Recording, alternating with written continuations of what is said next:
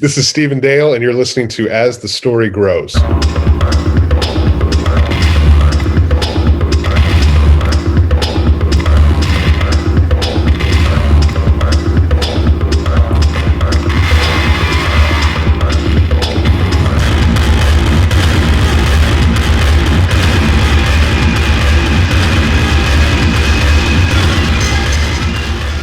Welcome to the next chapter of As the Story Grows. I'm Brian Patton.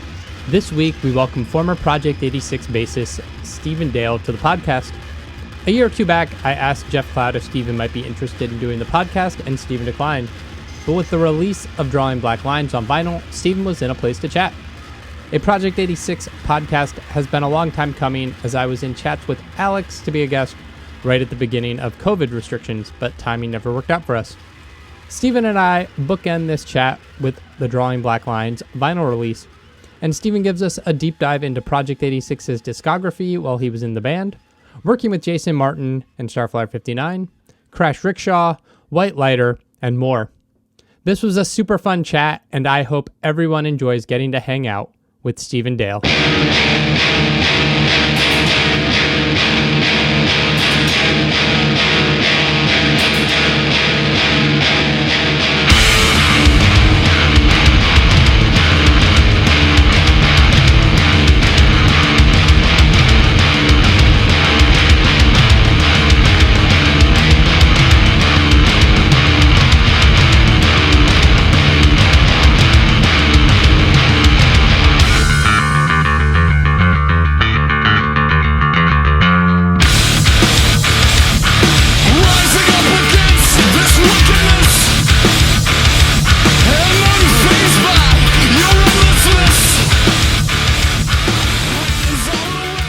I just want to ask you the big question right out the gate. How the hell did you guys get Drawing Black Lines to do this vinyl release? Oh, it was quite a process. I have to credit Alex, our ex-drummer. Yeah, he was pretty relentless in just calling and emailing and calling. And then finally he reached out to a guy named Anthony Delia, who worked at Atlantic when we were on the label. He's no longer with them. But throughout the past years, he had risen up kind of in the ranks there.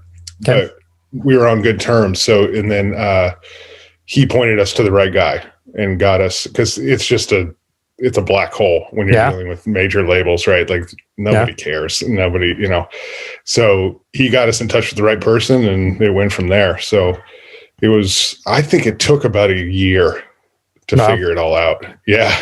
And so finally they said, yeah, run with it. They approved the artwork, and we agreed on the licensing terms and did it. So it was, not easy to do. And not cheap either. Well, yeah. Right. Yeah. I think I talked to someone on Original Vinyl, and they were like, yeah, Drawing Black Lines is expensive and really hard to get. And so when that Bandcamp popped up, I was like, well, that seems so random that it's just you guys on a Bandcamp and not like some official like tooth and nail band release. Right. Yeah, because they had nothing to do with that release. Well, they did originally, but Atlantic bought it, so they didn't own the masters at any point. And so most of that unoriginal stuff, they have a really built-in avenue with what is now Capital Christian, I believe, owns it all. But they, it's easy for them to get the rights if they're willing to pay for it. But Atlantic was another whole, labyrinth to kind of figure out. Yeah. Were there other legal hurdles with you guys having to like use the name and artwork and like have it be a Project 86 release and have like your own separate Bandcamp? No, because, when the person or the entity that owns the master, if they grant you permission to do it, you have permission to do it. Technically anyone can do it if they're given the permission to do so. So they give you, a cap on units, and I believe it's like a 2-year, either 1 or 2 years, you have the exclusive rights to do it. So, and then from there, we just kind of did it. I don't really know if all of it, I'm not totally sure, but we definitely legally have the right to put it out. So Bandcamp awesome. and all that, we just did it. At a certain point, you got to just go. That's awesome. And did you guys wait to announce it until you had vinyl in hand to be able to ship it? We waited to announce it. No one knew until the day it actually came out. Wow. Like we just put, here it is, order it. Yeah, there was no pre-order, no, hey, this is coming on this date, or nothing. Just, hey, if you want it, buy it. That's awesome. So, yeah, no hype. We just kind of figured, whoever's interested, it's kind of built in. Yeah. So it's not really a ton of marketing necessarily needed to do it. You just right. There was put it out in the universe. Right, and there was already a hubbubaloo about the 20th live streams where people thought you guys were getting fucked over. Yeah, and so right. There were a few that were nice in the way of I bought this because it's the three of you doing it. Yeah. So that was encouraging. So nice. That's awesome. That's awesome. I want to talk about Drawing Black Lines, but I maybe guess Project A6 in general, especially those early years, because it's always been a band that's been weird how people talk about or approach. Like everybody always says like that first record, and I think Randy even said it when he talked to Dan on Discuss Metal, like we were trying to be Rage Against the Machines, and I'm like, in my opinion, if you guys wanted to sound like Rage Against the Machines, you failed on that record. Yeah. I'm like, that record is so sludgy and dirgy and just like back so full of screams. The miles I walked and waste to fade and fall away against. Not my hunger to taste. My back so full of screams. The miles I walked and waste to fade and fall away against. Not my hunger to taste.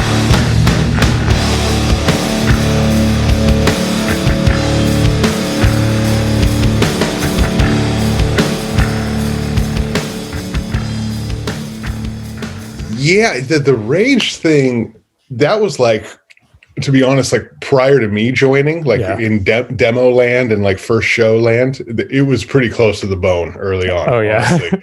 And so that first record was like, we can't do that so blatantly. So I agree with you. It's not that literal, but I think it was just a very sensitive thing because of before. I mean, it was gotcha. It was bad. Yeah, like it was that's funny. Legit, like sounds like. Oh man. Well, how did you get connected with like Project 86 coming out of like Inner Means and more of a like straight up hardcore?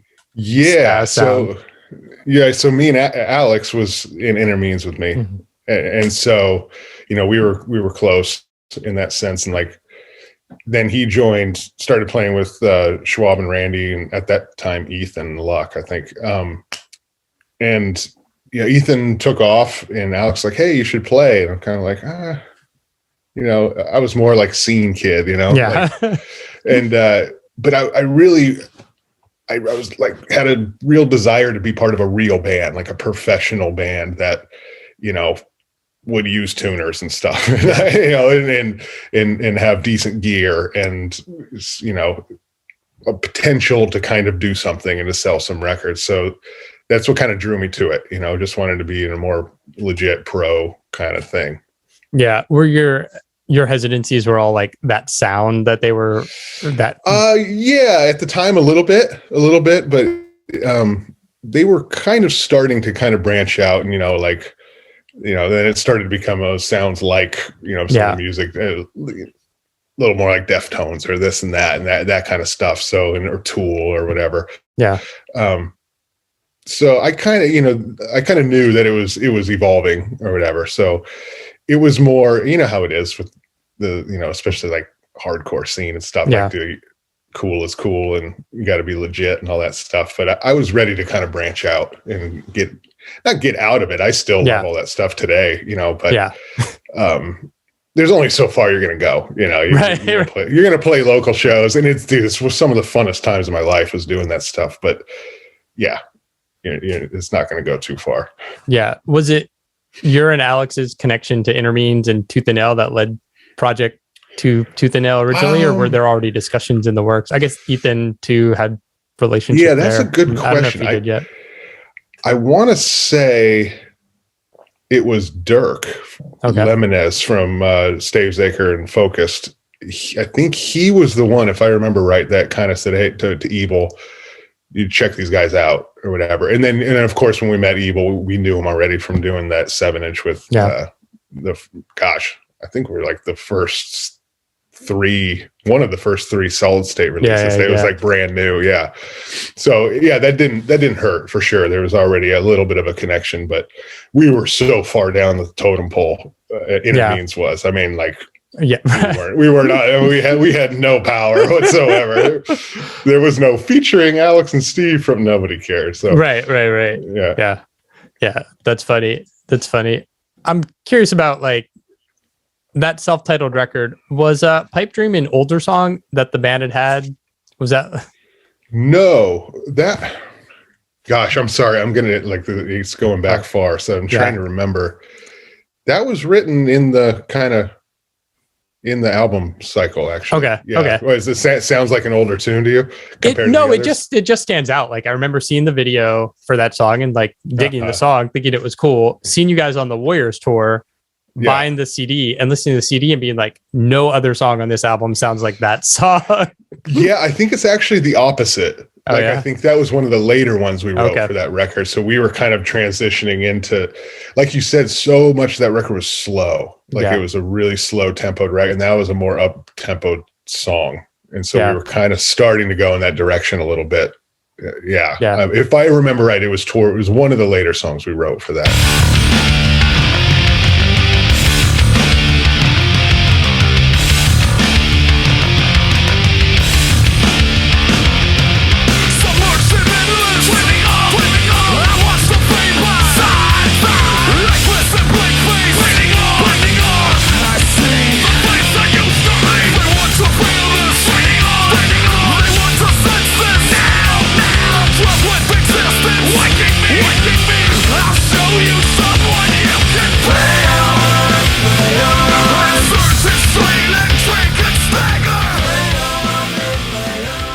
With Drawing Black Lines, was there an intention to like switch up the sound to write more upbeat songs, to write maybe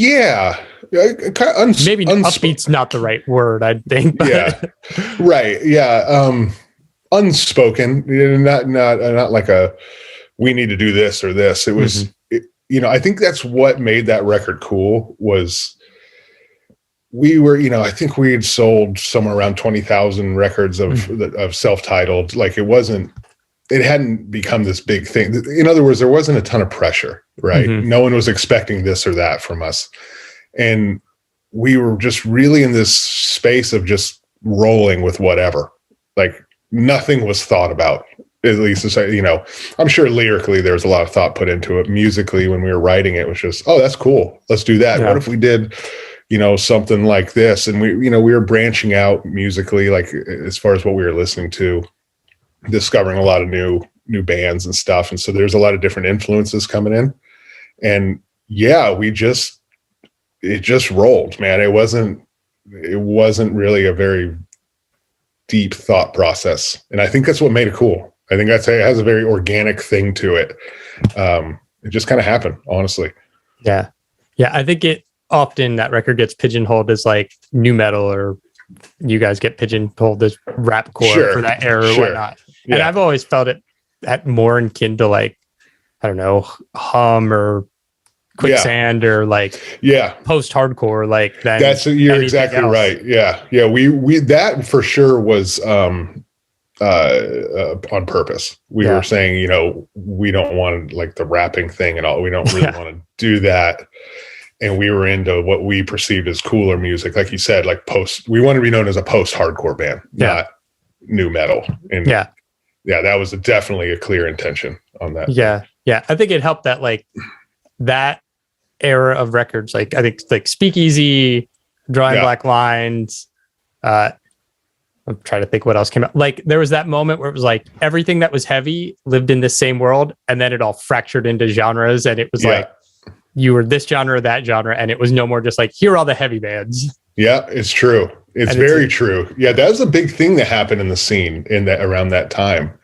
Because prior to that, like yeah, you had your heavy bands and your not heavy bands and your punk bands and your ska bands and all that. But really, like late 90s, like it was still, you're a tooth and nail band. Yeah. And so like we all hung out together. Like no one really, we toured with like Goaty Hook and stuff. Right. There wasn't this like thing on genres that there is today, especially, where you tour with what fits into that box, and then right around that time, it started to fragment into more, we started really only touring with the other heavier bands and stuff. Yeah, because I think it was Drawing Black Lines, the tour you did with Stave Zaker and Living Sacrifice. That was the big tour we did on that one. Yeah. Where it was like all those bands fit in the same world, but so vastly different from one another. Right. That was a great tour. That was one of the best tours we did. We had a ton of fun on that one. Yeah. Was Corey on that tour? I can't remember if Corey was there. If I just saw him at Creation Festival. Corey was. He was there. Corey was? Yeah. Awesome. Yeah. That's awesome. Yeah. I've like very specific like Project 86 show moments, like the Warriors tour, that big Drawing Black Lines tour. You did a set at Creation Festival where I think you and Alex were on time, but the festival was late picking up Andrew and Randy and maybe Corey. And instead of just like having Reliant K play first, they were like, no, both bands are going to share a set. So it was like an hour late when Andrew showed up. You guys had tuned and set everything up. They were like, all right, you got 4 songs. And Andrew came out, was basically like, everybody destroy everything. We have 4 songs. Quantity over quality, and it was just like chaos. I do remember that. It might have been a missed flight or something. Yeah, something happened. Yeah, right. Everybody was angry. That's right. Some dude was that lost his nipple ring. Like, oh geez, in the pit. It was crazy. Wonderful. And that was Creation. Which Creation? Oh, I don't remember. I mean, like there was one East Coast, in East Coast. Oh, okay, the one in Pennsylvania. Yeah, it was crazy. That was huge back in the day. Oh yeah, that was a big. I remember we on the Drawing Black Lines cycle. It must have been the year before that. We had no idea. Like we just got flown out. We had never played Creation before, and they're like, "Yeah, okay, you're playing the main stage," and we didn't really know what that.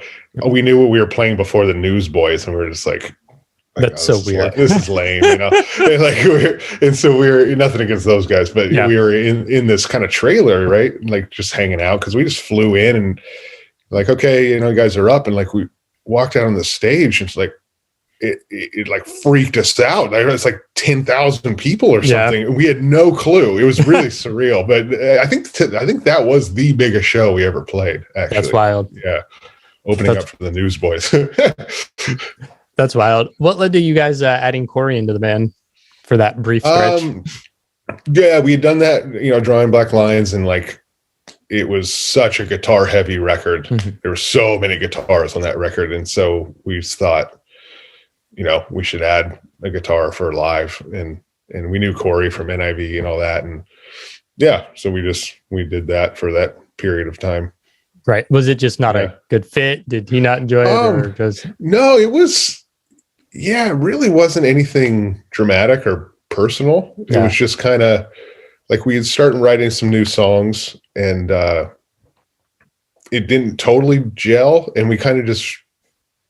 Yeah, for lack of a better term, it was like we were pretty tight knit and we knew each other, and it just didn't totally work. But I mean, Corey's a great guy. I mean, there was definitely no hard feelings attached to that at all. That's cool. Yeah, it was one of those things where I was like, oh, Corey's in the band now. Project is going to get crazy hardcore. Yeah. Well, wait, it's one of those things we realized that like more guitars live, like. Didn't necessarily make it heavier like we thought it would.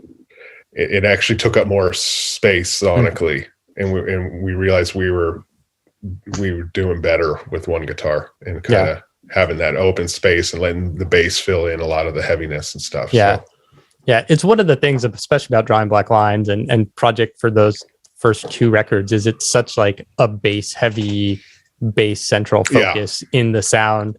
Like Drawing Black Lines to me in a very different way is just as heavy as like Zayo's Liberate record. Like, especially like different chords. Yeah. Right. Like Stein's theme, like, I don't know if it's intentional, if it's just the way it's mastered, or if like somebody recorded, it sounds distorted. Like something was recorded to tape that's distorted, and you were just like, leave it. That sounds awesome. Yeah. And like, no, it's distorted for sure. That was Garth, the guy who produced it. Yeah. And we made that record in a pretty short amount of time. And he was just like, let's just blow it out. Like turn everything up as loud as possible. Let's make it the loudest record we can make. That was, so yeah. And I don't know if it's on tape or if it was a mastering thing, but it must be on tape because it was remastered for the vinyl release. And it also still sounds like it's that. also distorted. That's awesome. Was your guys' hope and trajectory always to be like, find a major label to leave Tooth and Nail and do something bigger? Or was it just kind of like the opportunity fell in your lap and you're like, well, why not? Yeah, it wasn't always the plan. No, that I don't think we would have imagined that for ourselves back then. Definitely the POD thing kind of opened that whole floodgate of like, whoa, that's actually possible. Heavy music's popular, like in like pop culture now. Yeah. So that all changed everything, and all of a sudden, you name it, your Korn and all that stuff all over MTV, and so that kind of changed the whole landscape. And then it did just kind of fall in our laps. But it was, John Rubley was the same A&R signed POD, and that's pretty much how it happened. So we rolled with it.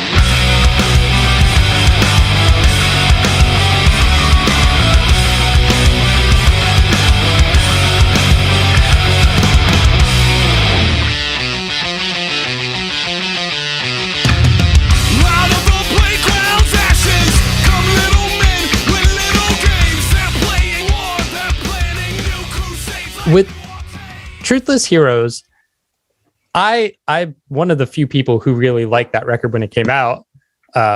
Maybe there are more people that liked it than are willing to admit. And with age, I still listen to it and go back to it and think it's a good record.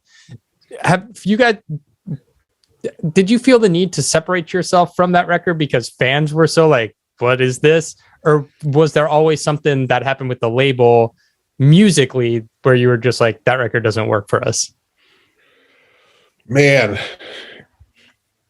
that's hard to answer, honestly. I mean, like how I described the writing process of Drawing Black Lines, that we just rolled with it and didn't think, and just, it was the exact opposite for Truthless Heroes. Like everything was under the microscope.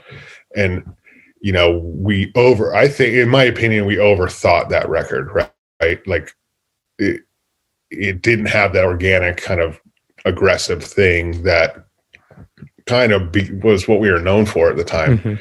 I mean, I wasn't disappointed in it. I think as time goes on, a lot of people are saying, oh, that's my second favorite record. Like it aged better over time, I think, than it did at the time we released it. Yeah.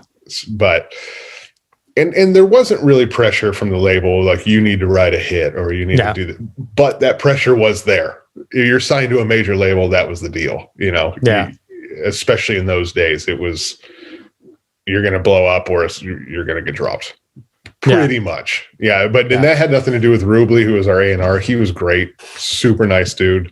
And he always told us, write whatever you want. He never put any pressure like that on us, but it was just kind of under the surface, unavoidable. Yeah. What led to Spy Hunter not making Truthless Heroes? That is a great question. Honestly, like that, it's really lost on me. I can't really remember the exact conversation. We had a ton of songs for that record. Like pretty much like half of Songs to Burn Your Bridges By were B-sides from Truthless Heroes. Gotcha. Like almost half the record. Why that didn't get put on, I don't know. It should have been on that. It should have been track one on that record, but I don't have a good answer for you on that. I can't recollect what the thought process was, but somewhere along the line that decision was made. So yeah. Outside of like the mix of Truthless Heroes, which like the guitar sound a little weird and weak, which I think is maybe the biggest thing from that, and like Songs to Burn Your Bridges By, because like songwriting wise and sonically, they're all pretty similar. It's like that was the path you guys were headed in any ways. It was more right, melodic, more it was. I was not stoked on the mix. Yeah, and even at the time, I kind of knew it wasn't right. But once stuff kind of rolls, you can't. It's hard to turn back. I mean, so much money was spent on that record that it had to be what it was going to be. But I agree with you, though. A lot of it was, not even necessarily production, because, like you said, half the records on songs it's more of a mix thing. Yeah, because those guitars are pretty much the same. Yeah, nothing was really changed except for mix.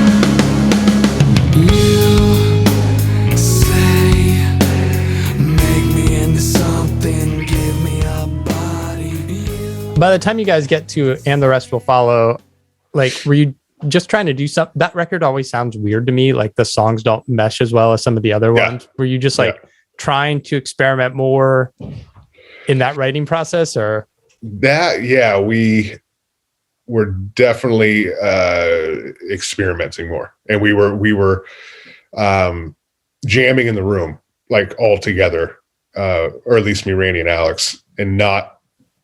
We over demoed on Truthless Heroes. Everything was a demo. So like what that did was we would sit and listen to these demos and we'd obsess over them and let's change that. Like, let's screw that. Let's not do that. Let's just jam and do it organically and just do whatever comes. And there's definitely a lot more, let's mess with that time signature or this, that was pretty thoughtful, I think. Yeah. Trying to do something a little different.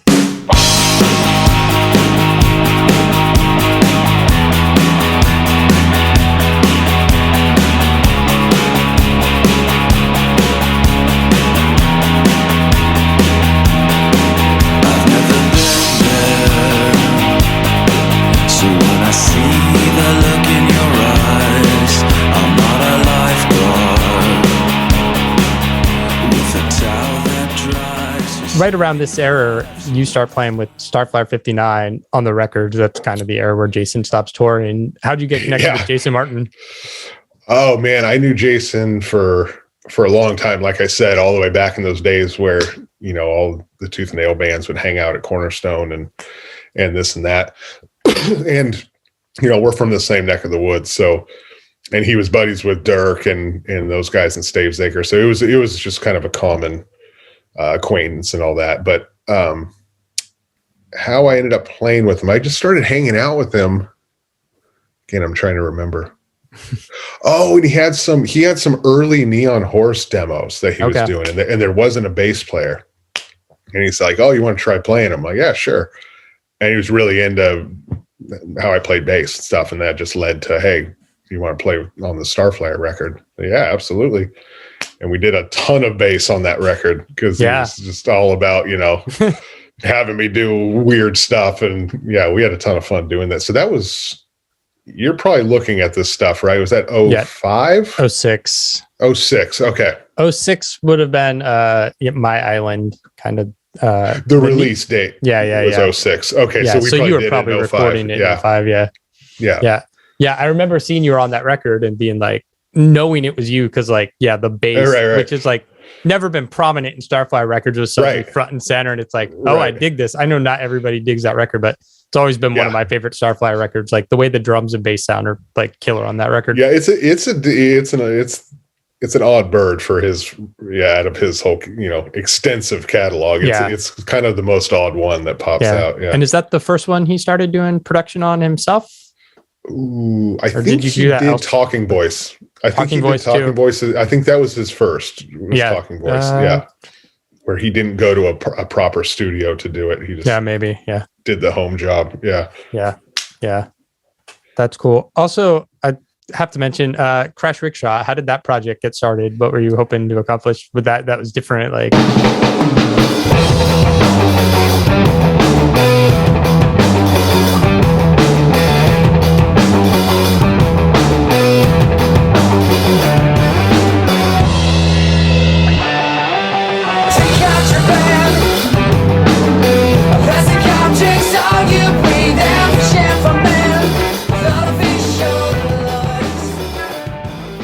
Yeah, that was our old buddy Joby. We'd known him forever. Yeah, me and Alex initially just said like, hey, let's do a side project, because Project 86 had some success. So like we knew we could talk to Evil and he would, oh yeah, I'll put it out, and yeah, that thing was weird. Like we just kind of just started doing stuff like that.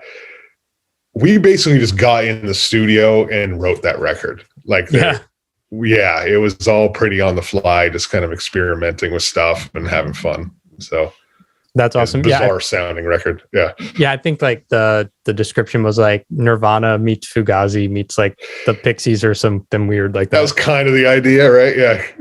I guess it's somewhere in there. I don't know. Yeah. It was always weird, but then like you just drop on like iTunes. I remember the Unknown Clarity showing up and being like a vast improvement sonically, but also like a really great record. Oh, appreciate that. Yeah, that one we just did completely on our own, and it was more of a what do you call it? Just for the love of doing it. Yeah, we knew it wasn't going to make any money or sell any copies. We just wanted to do it. Yeah, labor awesome. of love. That's awesome. Yeah. Rattlesnake is like such an amazing track, like an opener, like it.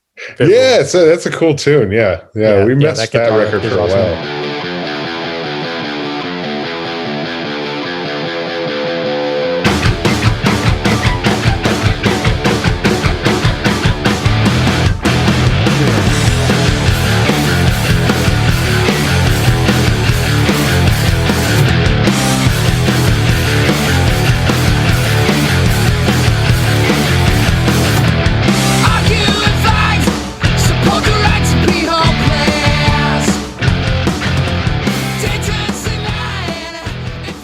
Getting back to project like Rival Factions, like that one, you guys really took a turn into last record officially with Randy. I don't know how much you wrote on Picket Fence. We'll talk about that, but like, that's obviously a talking point. Like we want to do something different and really just like, was that just like creatively you want to do something different at that point in the band? Like your fans are kind of going to go with you wherever you are. Like, so it was just that kind of point in time where we've done that kind of sound for so long, and we were just not bored of it, but just really like, you know what?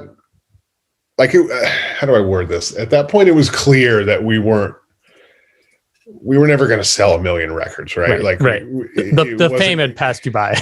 Right. Like we were in that mid-tier band, that level, which is great, and you can make a living off of touring and all that, but what do we have to lose? Like let's just do something different, and that's really how that came about. But that record was different. Obviously that's when Alex left. Prior to that, we were really scattered at that point. Randy moved up to Seattle.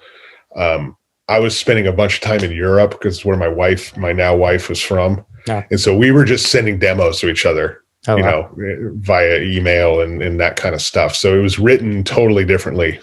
I think that kind of contributed it to the different sound as well. So we weren't in a room writing those songs. We were kind of piecing them together in Pro Tools and stuff. Yeah. Gotcha. Speaking of like kind of where the trajectory of the band was, because you guys had gone to Atlantic, did you ever look back at like where you guys were never going to be like in that Norma Jean Under Oath realm because the scene had gone so like heavy into that? Yeah. But was it always like, man, if we had not gone the major route, maybe this Tooth and Nail Solid State thing would have worked out differently for us? Maybe. Yeah, maybe. But that was a whole new regime, like that was a whole new thing that kind of rolled in that we were probably never going to fit into. Yeah. Yeah. Like just era wise, I don't think we could have really transferred into that new scene just because they were young. It was young blood, it was new kids. And we always had really loyal fans, but like that, how that is with scenes, like that was the cool thing. Yeah. Right. And I think we were outside of that no matter what we could have done. Yeah. Yeah. Yeah. That makes sense. Yeah. Rival Factions on that record. Like I've always loved that record. It's probably my favorite Project 86 record to date. I am happy to hear different. You. Like, I there's this kind of notion that that's like this black sheep, disliked record. And Schwab always floats that out there. I've heard, this kind of like he's embarrassed about it or something. It's like, it's probably my favorite record too. And ironically enough, the track 1, that's our most streamed song. Oh, wow. Of all of our entire catalog. So I don't think as many people dislike that record as some may think. But yeah, I really enjoyed the making of that record. We had a lot of fun doing that one. Yeah. I mean, we were in a good spot. We were in a good place. Yeah. Yeah. Like Normandy's probably my favorite, like closing track on a Project 86 record. And just I don't know, the whole vibe of it is so cool. So I appreciate that. Yeah. I mean, it was definitely a left turn, but at the same time, I never really viewed it as that extreme. No. Of a difference in sound. No, that's nice to hear actually, because this thing that everybody's like, boo, everybody's pissed about that record or something.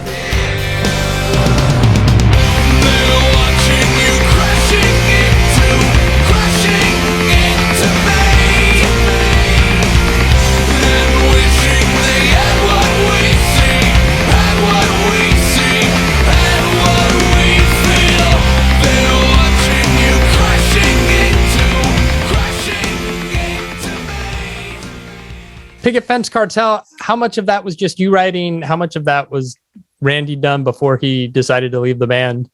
We were pretty deep into writing that record, but he, again, I can't remember exactly who wrote what, but a lot of it was falling on me at the time.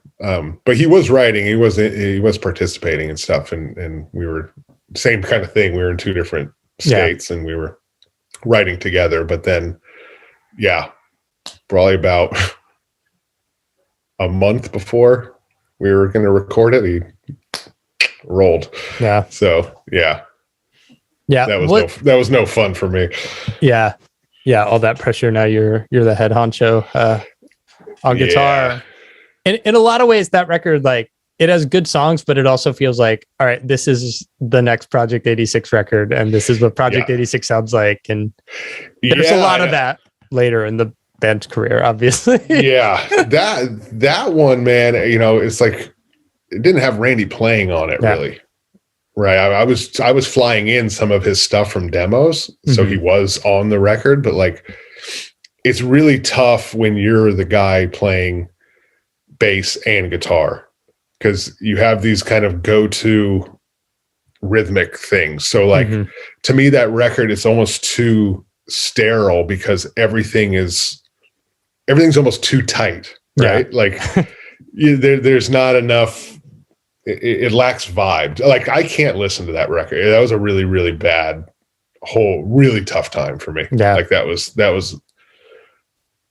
like the worst year ever. Because me and Randy are best friends. I mean, like I wasn't upset with him. I understood he needed to leave and stuff, but I was in a position where I needed to do it. Yeah. I was really in this stuck spot. I was just bummed about it. And I knew I wasn't fit for a long-term thing for me. So kind of a dark time. So that record, then I have a hard time with that one.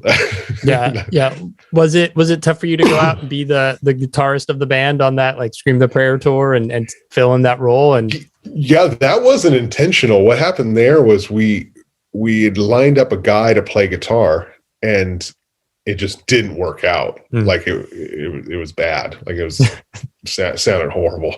And but we knew this guy Alex, different Alex. He was in that band Brighton, he was friends with like the number one gun guys up in Chico. So like we knew those dudes, and he's a great bass player. And so it was like, okay, I'll just play the guitar, you know? So it was more out of necessity. That wasn't really like a planned thing. It just kind of had to happen that way. But that kind of made it fun though. It made it, you know, mixed it up for me. So yeah. That's cool. And then, the tough year for you, and you were just like, I'm out. I can't do this anymore. Pretty much. Yeah. I should have, I mean, whatever. There's people that like that record. There are, you know, you can't rewrite history, but I should have rolled when Randy rolled. That's not my biggest regret. It's not that big of a deal, but like, if I could go back and do it again, I probably would have been done. Yeah. Prior to that record. So. Yeah. Did you guys think like, okay, now that the 3 OG members are out, that this project, that it's going to be over? Or like, was there always this understanding like this band is going to go as long as Andrew wants to do it? Hell no, we never. At the same time, it wasn't discussed, you know, it wasn't, you know, it's one of those things where it's like, you just want to move on so badly. You're just like, I'm, you know, do what you want to do. Like, I'm done. Yeah. Out. But from what I recall, it was like he was going to do some touring, and then like I think he did like a live album or something, and that was kind of supposed to be it. And here we are today. So, well, whatever, man. It's fine with me. Yeah.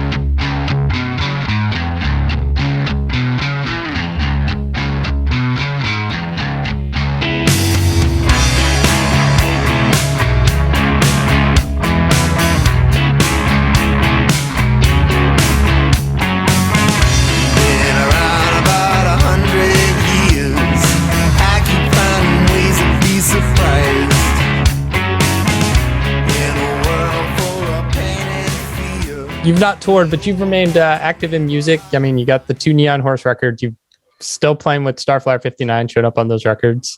God, how many have I done? I don't know. What is it, like 6 records, 7? I don't even know. He just keeps churning them out. So that's the fun thing about 6 full length, 7 full lengths now. The one he just released one last year, so that's 7. Yeah, you've been in Starflyer longer than you were in Project 86 at this point. Yeah, pretty weird. Yeah, I don't know. Actually, the longest standing member. Jason's never had a member that's so funny with him as long as. But he's so productive in making records that it's so fun and easy, and we've been doing it so long together that it's pretty seamless when we do it. Yeah. So he calls you up every year, says, here are the next batch of songs. Yeah. It's always like, I'm thinking about it. I can't even tell you how many times he said, like, I think this is the last one, man. I think it's the last one. Like, no, it's not. Well, he was taking those gaps in between, and then all of a sudden it's like, boom, boom, boom, like 3 years in a row. He's like, right. Which is great. Sure. You know? Just I don't want to speak for him, but I'm sure there'll be another one. Yeah. Yeah. How'd the White Lighter project come about? Yeah, so me and Solomon are old friends from, Stavesacre and all that stuff. And at the time I hadn't done anything kind of I'd done Starflyer, of course, but I just like, I want to make a record, I want to do a whole thing, and just kind of started making demos. And and he was game to do it. And we, just kind of pieced that one together over a decent amount of time because everybody's so busy, but 2 different drummers and just kind of finding a way to get it done. But that was fun. That was a lot of fun. Anything with Solomon is fun. That guy's, he's a good dude to work with.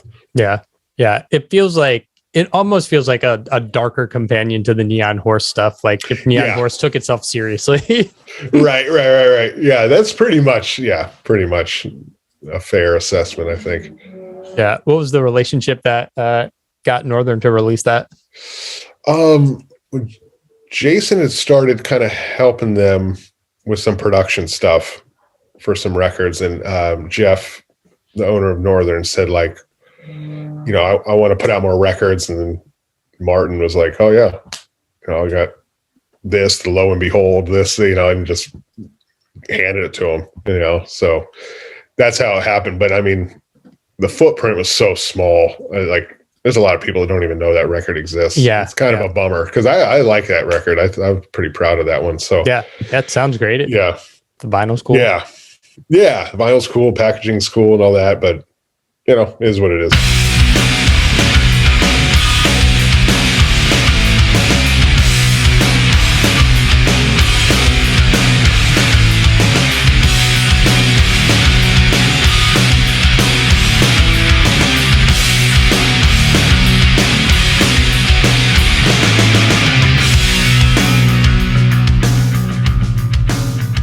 There's a handful of those vinyls left, not a ton. We were really happy with how they sold, and everyone seems happy with it. And so, but I think of the orange vinyl, there's like 50.